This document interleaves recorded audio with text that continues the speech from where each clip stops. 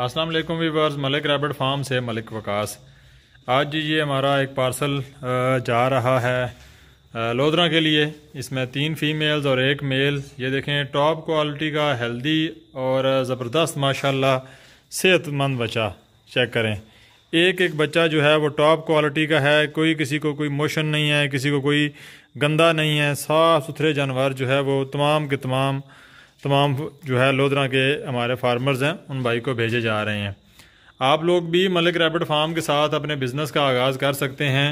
Malik rabbit farm वाहिद farm है जो आपको हर तरह की फैसिलिटी प्रोवाइड करता है। ये देखें, ये बच्चा जो है वो अभी हम रवाना करने लगे हैं लोधरा के लिए, और आप हमारे साथ मुकम्मल बिज़नेस कर सकते हैं। वाहिद फार्म है जो आपसे माल वापस लेने का एग्रीमेंट भी करता है और आपको प्योर ब्लड लाइन प्रोवाइड भी करता है।